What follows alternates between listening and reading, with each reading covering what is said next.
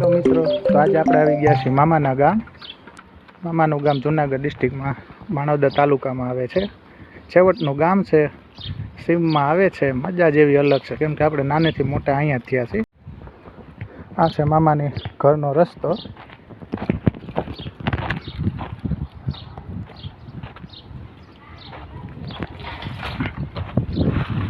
આ મામાની વાડી, એમ લાગે કે નાનું ખેતર હોય એવડી જ જગ્યા. મામાને ફરજો વાળો બધું કહો તો અહીંયા આમ જ્યાં નજર પડે ત્યાં સુધી મામાની જગ્યા છે.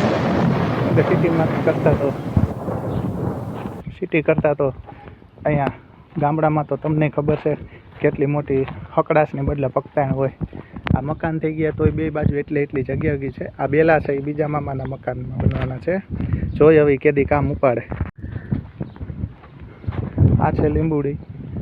આ લીંબુડીને આપણે જ પાણી પાવાનું કામ કરીએ છીએ, કેમ કે બપોર વિચારે તડકે તો ક્યાંય જવાય નહીં. તો આપણી પાસે બીજું કાંઈ કામ નહોતું, તો આપણને એમ થયું કે આપણે લીંબુડીને પાણી પાઈ બતાવીએ. લીંબુડી આપણને જોઈને દાંત કાઢતી થઈ ગઈ કે લો, કોકે તો આપણને પાણી પાયું. દેશી લીંબુડીમાં જુઓ તમે, જ્યાં જુઓ ત્યાં લીંબુડા ઝૂલે જ છે.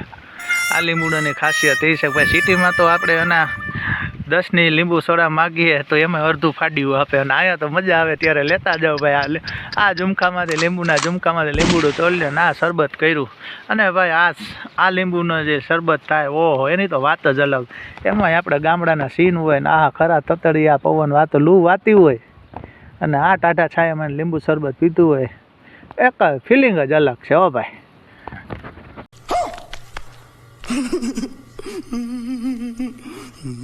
અહીંથી બેઠા બેઠા તો એવી જોઈને ફિલિંગ આવે કે આ અવડી મોટી સલ્તનતના રાજા આપણે જ છીએ, પણ આપણે ન કહેવાય. જગ્યા તો આપણા મામાની છે, આમાં આપણા બાપ દાદાનું કાંઈ હક ન કહેવાય. સારું કહેવાય મામા આપણને અહીંયા એટલું બધું સાચવે છે. જો સામે જોવો એ છે શંકર મંદિર. શંકર મંદિરની ખાસિયત જ એ છે કે ગામની બરોબર છે, અને શંકર દાદાએ ગામ ઉપર ક્યારેક ક્યારેક કૃપાઓ વરસાવતા રહે છે. જય ભોળેનાથ. આપણને ભાઈ હવાર આપણને અત્યારે ખરા તડકે આ કામ બહુ મજા આવે છે. પાણી પાય અને એ ઠંડકનો જે પવન આવે છે, લૂ કાંઈ વરતી નથી, એટલે આમાં અઢળક આનંદ આવે છે.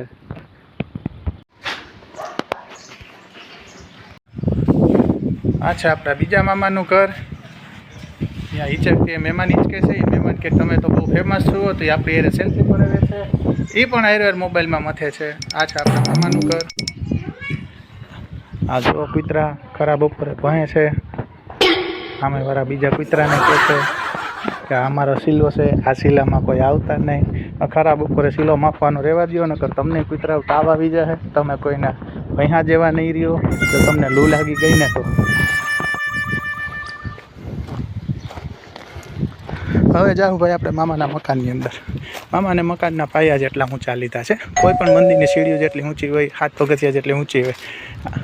ધીરે ધીરે મકાનમાં જાય છે.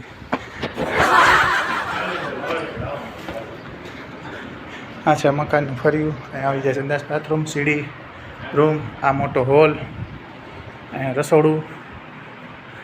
આ વર્ષે છત ભરી લીધી છે. મકાન નવા બેલાના ઉપાડેલા છે. આ 2 રૂમ, આવડો મોટો હોલ. આવડી જગ્યા જો રાજકોટમાં હોય તો ના તો આવે કરોડો, પણ આપણા ભાગમાં એ પગતાણું છે નહીં. મામા અહીંયા ખાટલે બેઠા છે, ઉપર પંખો છે. લાદી પ્લાસ્ટરનો વેચ થાય એટલે એ કરી નાખશે. જેદી થાય તેદી.